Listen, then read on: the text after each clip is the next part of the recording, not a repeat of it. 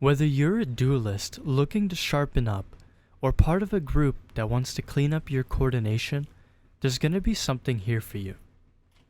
In today's video, we're going to be talking about small-scale combat, 1v2s, 2v1s, and teamfighting, and I'm going to break down some things that separate good players from the ones getting farmed. Starting off, let's talk about 1v2s. A 1v2 is when you're up against two players, and I'm going to go over a few things you can do to survive longer and sometimes even win. Now I'll preface this by saying, winning a 1v2 is hard, sometimes it's even impossible. If you're an above average player going against two above average players, your odds of winning are maybe around 20%, but it's still possible. And even when you can't win outright, learning how to survive, delay, and buy time for help to arrive can make a massive difference. In a 1v2, you want to play outside of what I call the triangle. Basically, the triangle is when two players are surrounding you, you just imagine there's a triangle between the three of you. Your goal is to collapse that triangle and turn it into a straight line. And you can do this by running through them or by rotating into one of the enemies to turn that triangle into the straight line. Doing this pressures your opponents. It throws off their rhythm, makes it harder for them to coordinate landing attacks on you. It also helps you turn the 1v2 into a series of small temporary 1v1s. On top of that, they'll often miss their swings trying to avoid hitting each other, which gives you even more room to capitalize. Another piece of advice that I would give you is to focus on whoever you can land a hit on. Anytime you get a parry from either opponent, look to pressure the one you can actually do damage to. If one of them is reading and parrying everything you throw, it's usually best to use your initiative to hit the other one, the one that seems easier to beat. Another thing, do your best to keep both players on your screen, no matter how the triangle rotates. Be extra careful though when you pass one opponent, since you might unintentionally hide their teammate behind them, and that's where you eat 100 damage swing out of nowhere. Great, so when you put all of this into practice, you're collapsing the triangle, using footwork to rotate around one or both enemies, forcing them to struggle to attack at the same time. This also makes them risk hitting each other, and even the best players will sometimes accidentally smack their teammate for 60 damage, giving you an even bigger advantage in the fight. Discipline is what makes you consistent. I tell almost everybody I teach, stop rushing, just be deliberate. When you're ahead in a fight, don't start spamming just to end it. Stick to what got you there.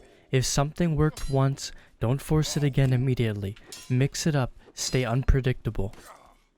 That being said, I want to talk about initiative. Initiative is simple. If you parry, it's your turn. Apply pressure. If you get parried, be defensive. Parry or evade with footwork. But initiative isn't just mechanical.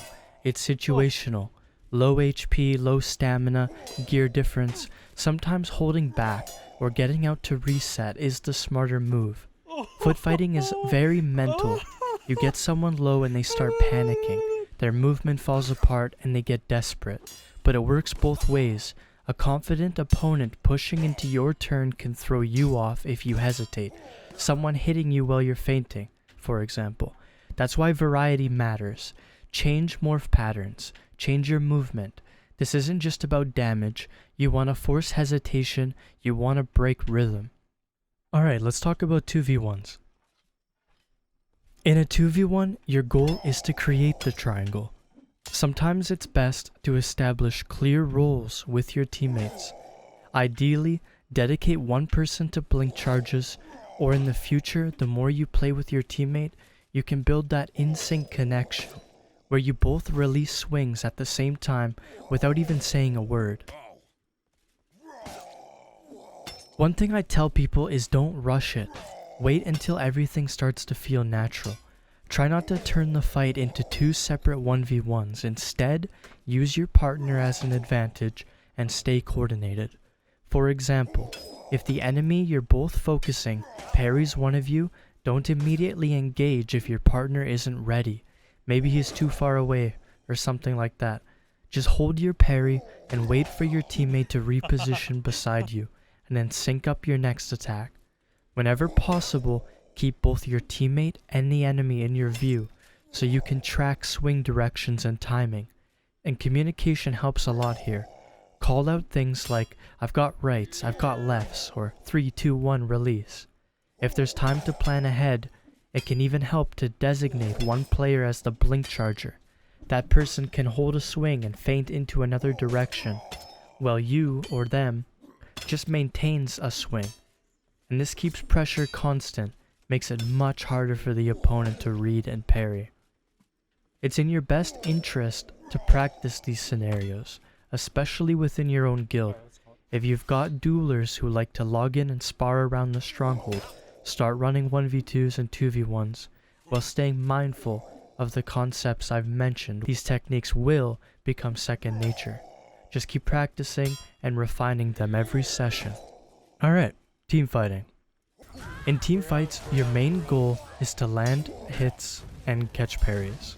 You want to hit players who aren't looking at you. Look for those unsuspecting targets and punish them with clean hits to the back. Always stay aware of the front line's position. Don't tunnel vision too hard or overextend into the enemy backline where you won't have heals or peels. If someone on the enemy team manages to escape, even at 1 HP, sometimes it's better to let them go and refocus on spreading damage and finding new low targets instead of chasing.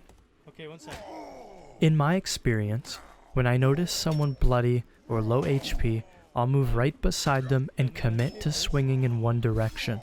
If my teammate is paying attention, they'll recognize that and swing from the opposite side, making it almost impossible for the target to survive.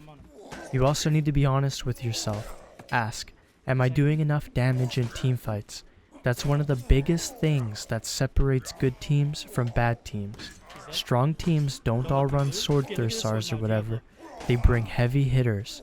Two-handed axes, hammers, spears. These weapons deal consistent, high damage, no matter what armor the enemy's wearing. Even if you're not the most mechanically skilled player, running a double cal two-handed axe and landing just a few solid hits can make you a bigger asset than players who might be more skilled but are using weaker weapons like swords. While we're on the topic of damage, use your adrenaline. I'd recommend moving your abilities somewhere you can clearly see them while fighting, even if that means right in the center of your screen. You want to use your abilities to catch people off guard, hit them in the back, or slip them in between their parry resets. Remember, focus your abilities on low targets too, since abilities deal massive damage and can give your weapons a ton of burst potential. If you and another player both land a 2 or 3 piece combo on the same person at the same time, yeah, they're not going to have a good day. In order to become better at this game, you just have to put the hours in. Mortal is a grind, it takes time. Just stay consistent and be willing to adapt to new ideas. That being said, having a clear direction on the things you should emphasize when practicing is the reason I make these videos. So I hope this video helped, and if you have any questions, feel free to leave a comment. If you found anything in this video useful, please leave a like, and if you enjoy the content I produce, subscribe. Thanks for watching.